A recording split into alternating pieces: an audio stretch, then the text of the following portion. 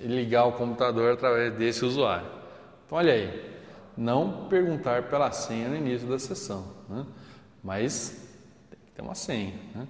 E de preferência utilizando letras, números, né? Então, vamos colocar uma senha diferente aqui.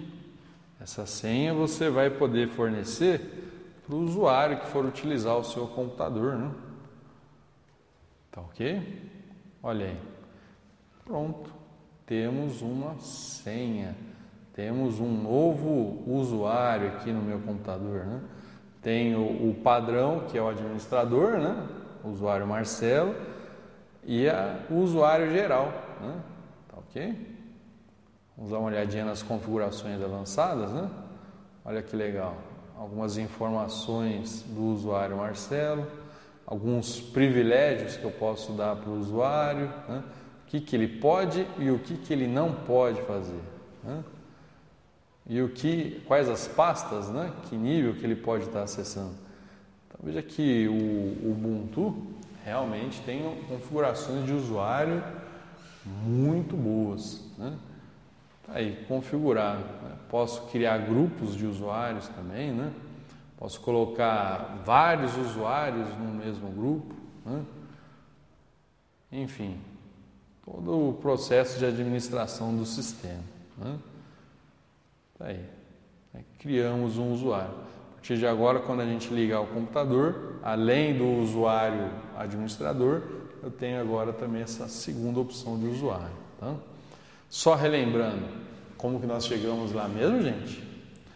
Veja que o leque de recursos está ampliando, né? Cada vez mais nós estamos estudando novas técnicas, né? Novos recursos, né? Olha aí. Aplicativos, né? Ver mais 74 resultados. Usuários e grupos. Tá ok?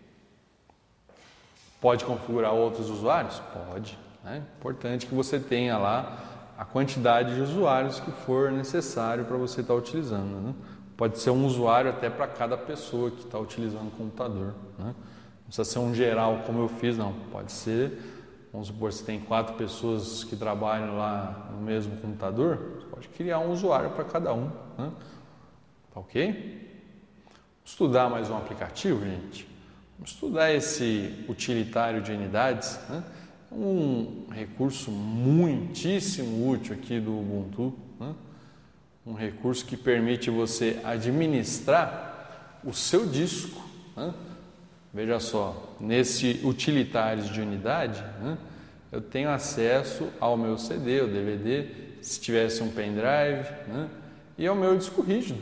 Olha que legal, né? As informações do meu disco rígido, né? Aqui eu tenho o modelo, né, do meu disco rígido. Veja só, é um Fujitsu, tá? O firmware, que é o software que faz o meu disco rígido funcionar, né?